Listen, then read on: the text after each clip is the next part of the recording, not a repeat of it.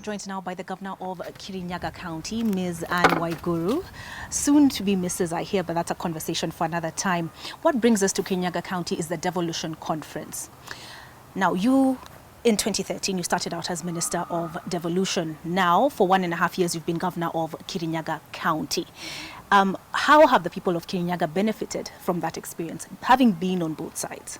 I think the people of Kirinyaga have benefited because I haven't spent time learning what devolution is. And so from the first day I got into office, I knew what needed to be done and how it is done.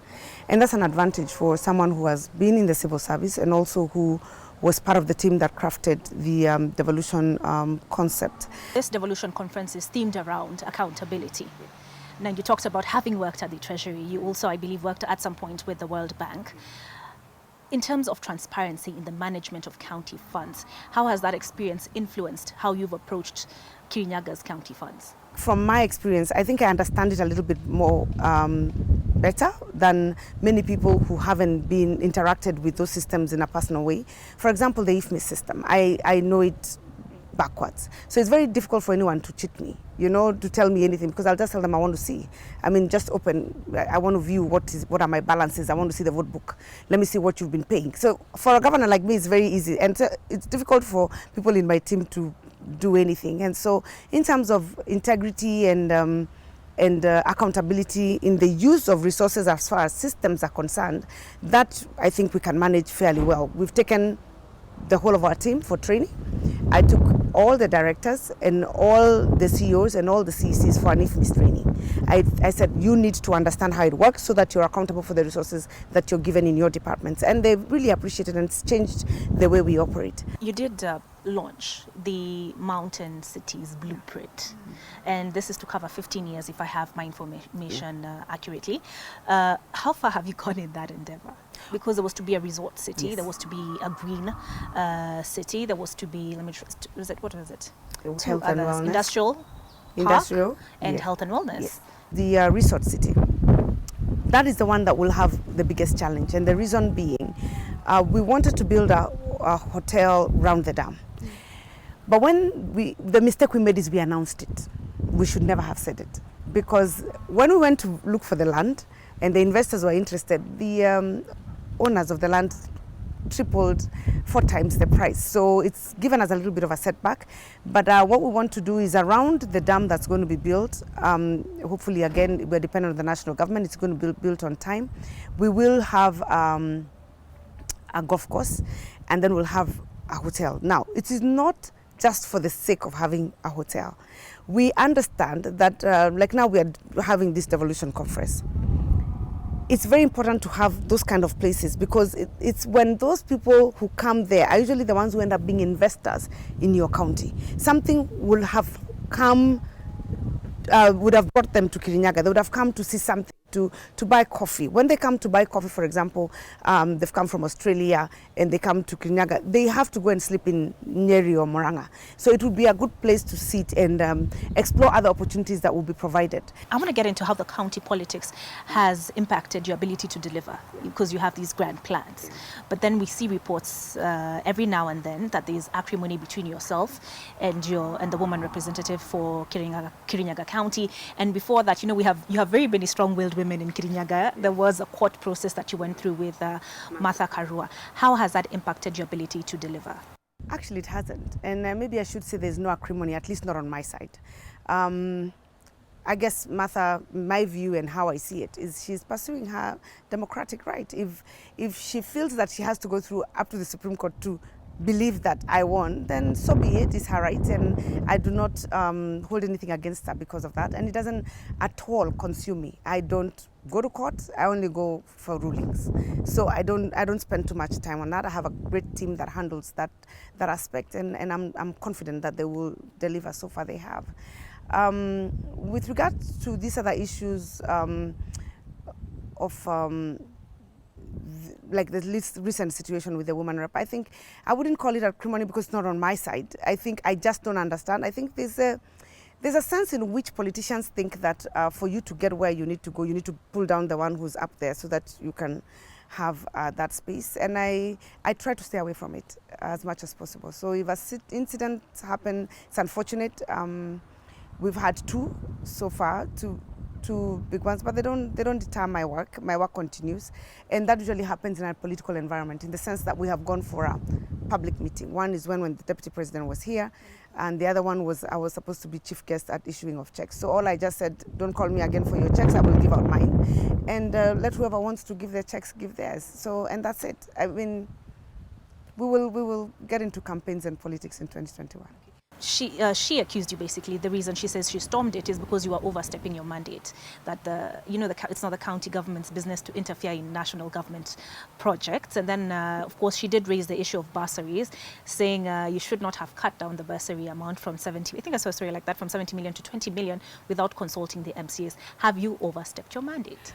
Let me just say something about bursaries. Who's overstepping whose mandate? The bursary is a county function. She's then in the national. Why is she telling me what I should be doing in the county? Right? The second thing is, there is no such thing as, and I don't know where they got it from, that there is national and counties. There's two executives. The Constitution says there's two levels of government. There is the national level and the county level, right? In the national level, you have the president. In the county level, you have the governor. That's why even when you have the Devolution Conference, the president comes to have a conversation with us on how we are collaborating in delivering of services. I have 14 services given by the Constitution. He has 47. But he cannot implement his 47 without me. He cannot implement his big four, his health, is food security, is trade, is housing, without county governments. So we are both in the executive. There's no such thing as overstepping mandates. That invitation was given by the national government. I'm sure they knew why they were giving they were giving us to do it. Secondly, look at Nyeri. It was the deputy governor, who's a woman, who gave those checks. Look at Nairobi. It was Sakaja, who's a senator, who gave those checks. And the checks are given every month. So you'd give, this time you make this person the chief guest, next time you make somebody else. So there's nothing about overstepping mandates there. And I don't think that the executive and the executive don't collaborate. Let's look at street lighting. We have to agree on where the street lights are. Even if she asks for them, I would have to okay them because I pay the bills, right? So the national government will put the lights, but the bills are paid by me. I'll give you a final example. Any function you have seen, whether it's a deputy president or our president, who sits on the left of the president? It's the governor. It's not an MP. You don't say because he's in the national, then he sits only with members of parliament. It's the governor who sits there. Who speaks is the governor. You spoke about integrity, made reference to integrity. You've made also reference to IFMIS. Now, on your Twitter account, at least on 2 occasions, you have called on the EACC to investigate and interrogate this affidavit by Kafura, which they've established was phony. Yesterday, the newly appointed EACC CEO said it'll take some time, and just because you're a governor, it will not get special treatment. Are you asking for special treatment? Of course not. I mean, it's 3 years. All these investigations that are being done, they're done within 3 months and people are in court, isn't it? They have already actually finished investigations. That wasn't the issue. They had even handed the file and put it in a report that they have confirmed that this affidavit was bereft of truth, right? So that's not the issue. The issue is for you to have established that, then you know who wrote it. That is the only question I keep asking. Why is it that you're not making it public? Who was behind it? How powerful is this individual, or persons? Why are they untouchable? And it's a question I will ask until I get an answer. And doesn't mean that I don't know, or we don't know. We've had rumors, we've been told, but they know, because by the time you're saying it's a lie, that person who sits in front of you and you have questioned them, you know who told them to write or who gave them, because the person themselves were incapable of writing that document. That document was written by intelligent people. People who sat and I don't believe it's one person, We know who distributed it to the media. And it cost me my reputation. And so I will not keep quiet. It is not a favor I am asking for. It is their duty. If I had been found guilty, I would be at this point in court, wouldn't I? Why is it so difficult to take whoever that person is who wrote it to court and let me know that this is the person who wrote that affidavit? So I will keep writing. I'm not asking for a favor. And those letters are not signed governor. That is signed Ann. My lawyers say, my client, I ask as a Kenyan, every Kenyan is entitled to justice, every one of us. Whether you're a governor or a farmer or a teacher, or you're entitled to justice. And if you feel there is an injustice, you have a right and entitled by the Constitution to request for that justice to be done. And that's what I'm doing. I will ask and I will keep asking until I get an answer, because my children want to know. My mother wants to know. It cost her a lot of pain. She wants to know. And I would want her to know when she's alive. I don't want that story to come out when she's not here. So we will keep asking. As we wind down, you had said that the county politics has not affected your ability to deliver. You've been able to carry out your mandate. But is there a thorn in your side, perhaps, as governor, that has made the transition less seamless? I think, let me just say, it's not easy managing politics every day and governing. That's been a bit tough. When you're a technocrat, you're shielded. So somebody else handles the politics. The politics usually the president, the deputy president, and parliament, right? But when you come here and you're a governor, you can't just wake up and say, I'm going to grade this road.